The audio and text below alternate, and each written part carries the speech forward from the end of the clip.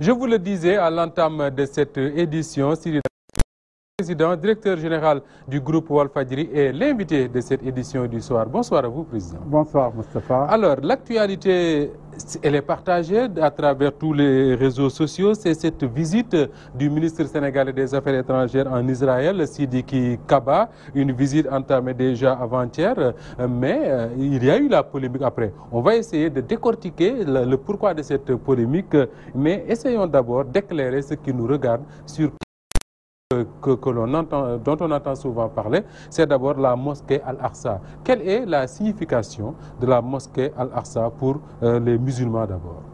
Tout d'abord, la mosquée Al-Aqsa est considérée par l'islam comme troisième oratoire sacré après celui de la Mecque, Masjid al-Haram, et celle de Médine, Masjid al-Nabawi.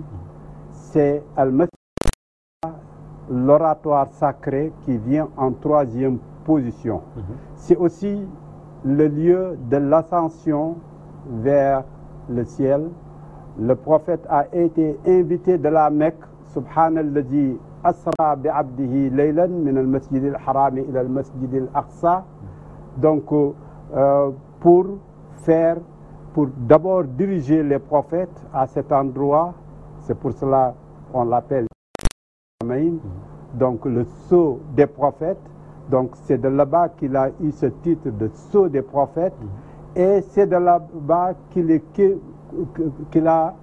allé vers l'ascension, donc l'ascension vers le ciel. Et cette ascension a son importance pour l'islam, et cet endroit est sacré comme la Kaaba et comme le du Médine. Et le prophète disait, il y a trois endroits qui méritent le voyage: un voyage de bénédiction, un voyage de prière, un voyage de recueillement. Il n'y a que ces trois endroits. Lesquels? Et les trois endroits, c'est la Kaaba, c'est Médine et c'est Al-Aqsa. Mieux, le prophète a recommandé à tous les musulmans rester en sentinelle, rester sentinelle pour ces endroits, pour cette mosquée, jusqu'à la fin des temps. Donc, il a demandé ce service, et ce service est toujours bien servi. Il y a des gens qui sont là-bas, des musulmans, depuis la nuit des temps, qui veillent à cette mosquée. Donc, l'entrée comme la sortie est bien surveillée. Du prophète. Donc, c'est des gens qui exécutent l'ordre du prophète.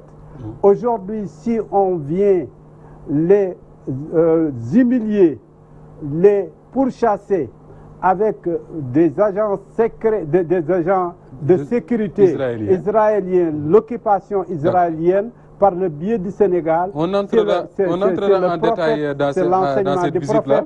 Et ses ordres qui sont bafouillés. Dans se trouve également le mur de lamentation. On va parler de ce mur. Pourquoi le mur? Mais expliquez-nous d'abord, le mur de lamentation, ça signifie quoi? D'abord, il y a le prophète David, paix sur lui, alayhi salam, et il y a le prophète Salomon, Suleiman, alayhi salam. Ces deux prophètes avaient comme siège et comme base pour gérer leur état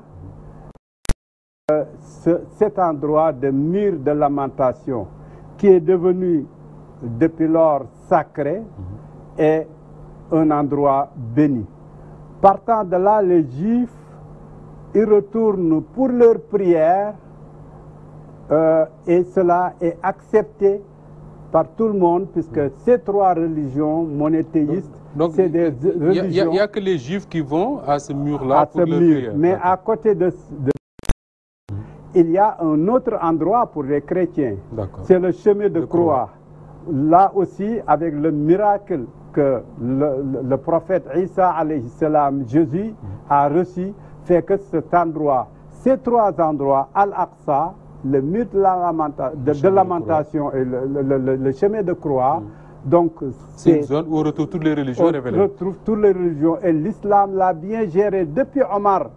Ben Khattab, qui est venu pour instaurer cette cohabitation pacifique. D'ailleurs, il a passé dans une église et on lui a demandé de prier. Il a dit non, des fanatiques risquent un jour de transformer cette église en une mosquée. Je préfère le faire en dehors de l'église. Pour laisser l'église... ensuite, l'endroit où Omar a prié est transformé, c'est la mosquée de Omar. Donc c'est pour vous dire que cette cohabitation a été préservée par les musulmans depuis toujours, mais aujourd'hui, cette tradition-là est tellement bien préservée que beaucoup de personnalités à travers le monde sont quand même très prudentes quand il s'agit de visiter ces lieux. Ils savent où poser les pieds. Dites-nous quel est le dernier officiel sénégalais, avant bien sûr Sidiki Kaba, à se rendre sur ces lieux-là. C'était en quelle année et pourquoi? C'était en 1971, avec le président poète Léopold.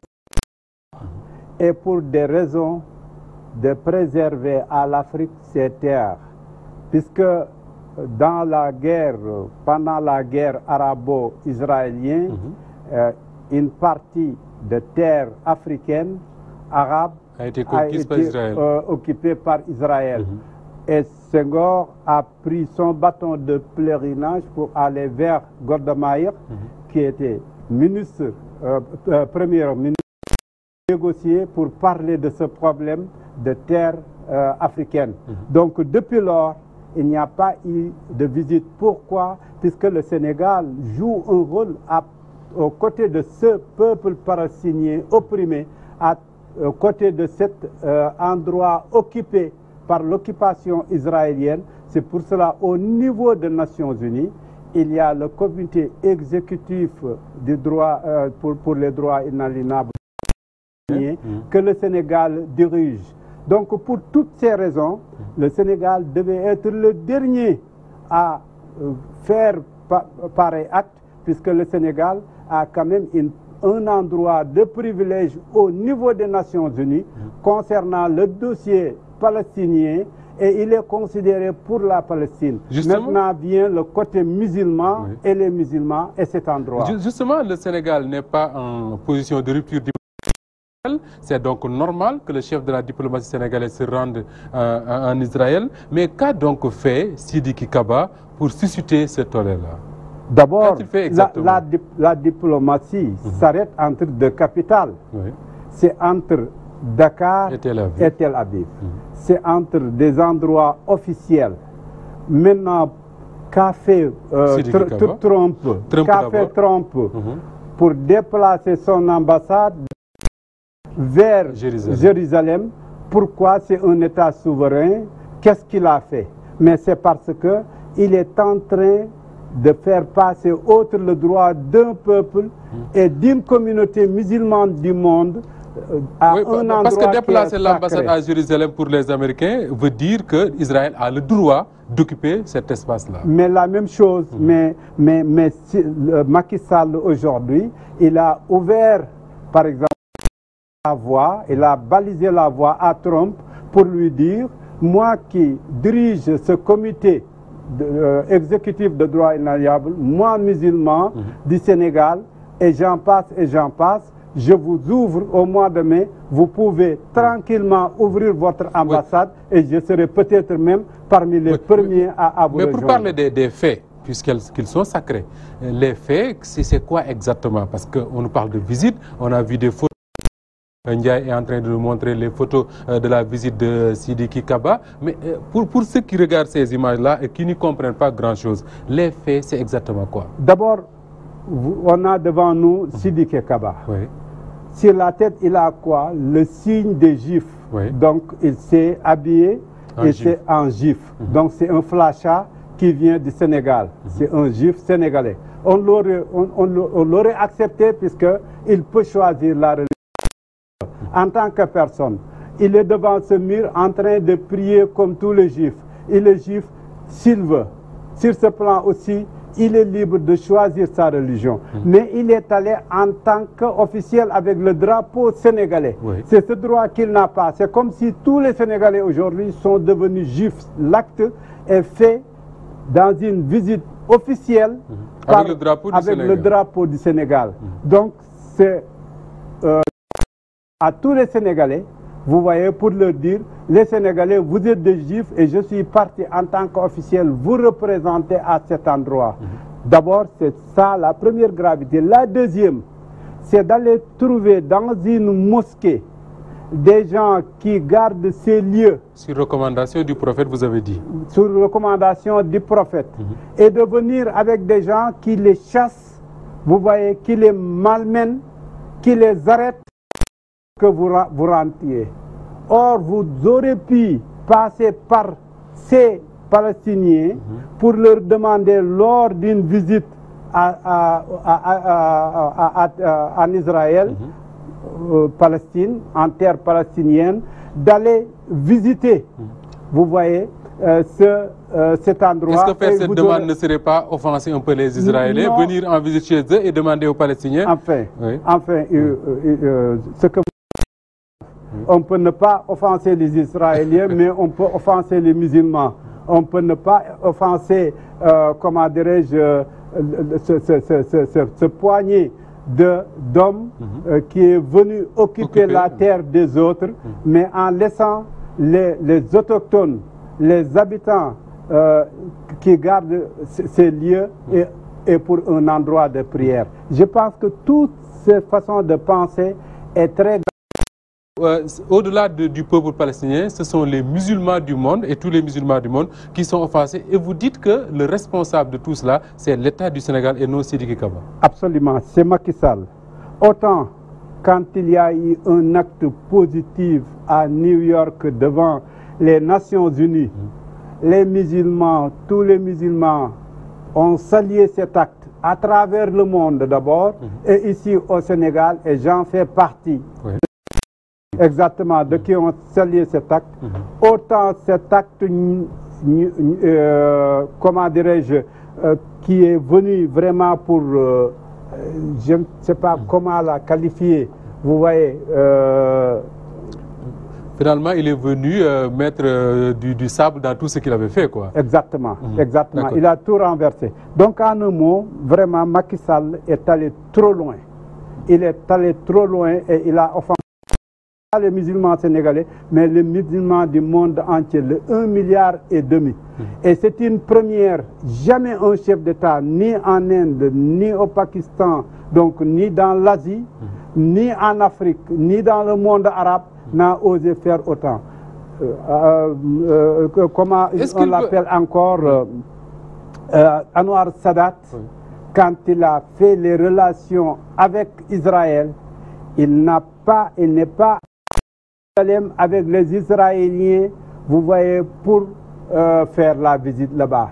Il a toujours respecté tous les autres. Donc, c'est une respecter première. Ses caractères sacrés. Exactement. Alors, est-ce que, là, on a les images de la visite officielle, le drapeau du Sénégal, le drapeau israélien. Est-ce qu'on ne peut pas considérer que le ministre des Affaires étrangères était en visite officielle sur, certainement, recommandation ou autorisation du chef de l'État, mais dans son agenda, il peut y avoir des activités que le chef de l'État ne par exemple, on peut considérer peut-être que Macky Sall n'était pas au courant de ce déplacement-là vers la mosquée, mais également au mur de lamentation. Peut-être vous ignorez comment fonctionne un État. C'est très possible. Oui, vous l'ignorez et vous ignorez comment le tout petit acte dans une visite ou dans une mission se passe.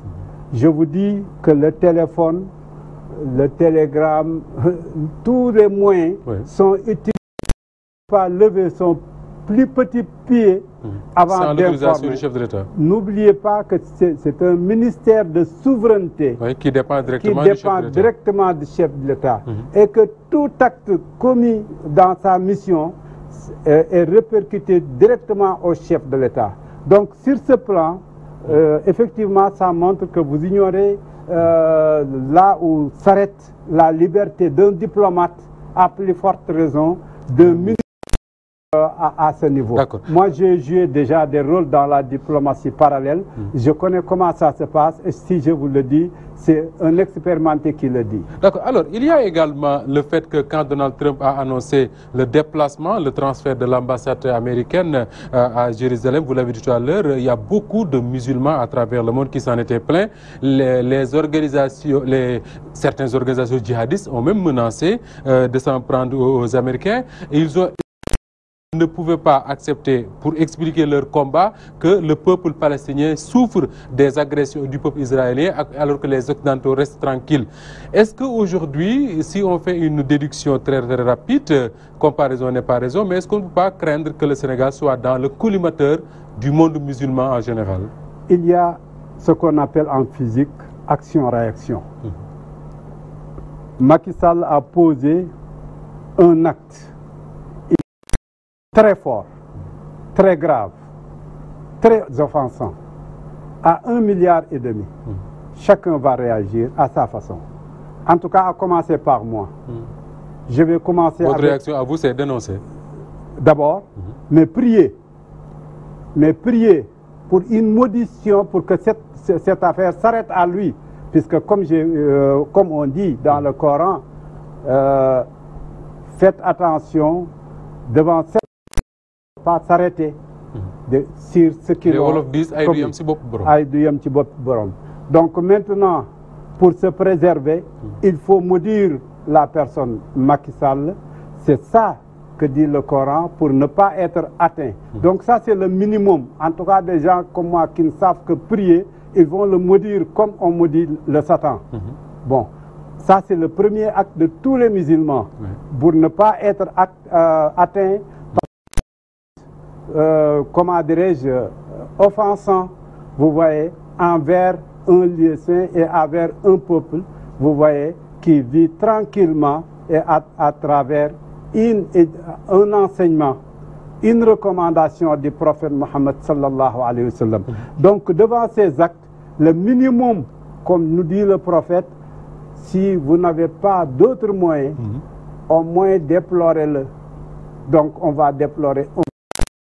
Qui ont d'autres moyens, je n'écarte rien, puisqu'il y a action, il peut y avoir des réactions.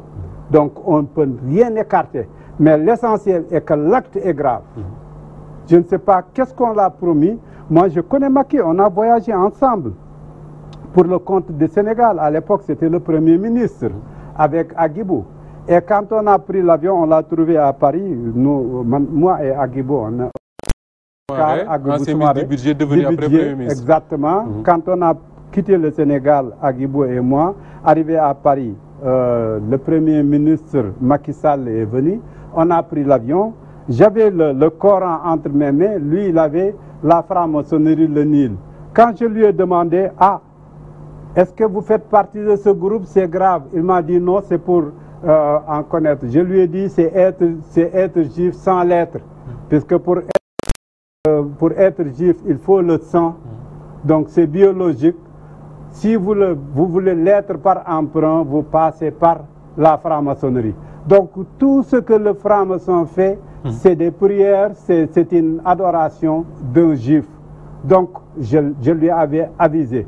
Aujourd'hui, ce que j'ai vu me rappelle ce que vous aviez dit. Ce que j'avais dit. Et ça me rappelle que tout ce qui se préparait à Dakar avec la... Alors de ceux qui disent que notre État actuellement est l'otage des lobbies. Vous défendez cette thèse-là? Je l'ai dit lors des élections avec Pierre-Edouard, je lui disais tout ce que je crains pour Macky, il vient de gagner, c'est de nous vendre aux Français. Aujourd'hui, il nous a vendu aux Juifs. Alors le contexte, on va terminer sur ça. Il y a eu cette marche contre l'antisémitisme en France, c'était hier. Protéger les Juifs. Aujourd'hui, cet acte est posé par Sidiki Kaba. Vous vous dites quelque part que tout cela ne peut pas être gratuit, surtout le mois choisi pour le faire. Surtout le mois choisi. C'est le 7e mois, Rajab. C'est le mois de l'ascension que le prophète que Dieu avait choisi pour que le prophète quitte la Mecque vers Jérusalem et de Jérusalem vers les cieux.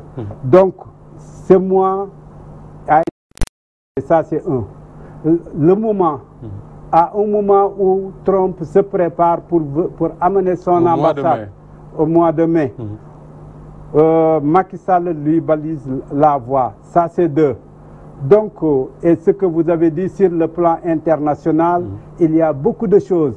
Mais le Sénégal est allé devant tout le monde pour le besoin des Juifs, pour tout ce qu'il cherchait. Il est allé mieux, il est allé devant le mur pour se lamenter pour le bien des Juifs. Il priait, je pense, pour que les Juifs puissent anéantir les Arabes, anéantir tout le monde et occuper la planète. En tout cas, grand merci à vous, Cyril Lamine Niasse. Je rappelle que vous étiez l'invité de cette édition du soir. On va d'ailleurs suivre cette actualité avec vous et à chaque fois que de besoin, vous viendrez pour nous éclairer un peu. Grand merci à vous. Merci également à Cheikh Tidiane Ndiaye qui a assuré la partie technique du soir. Retrouvez juste après moi Ousmane Sène dans son émission Dîner avec Diamono. Mesdames et messieurs, merci de la fidélité à Walf et bien à vous.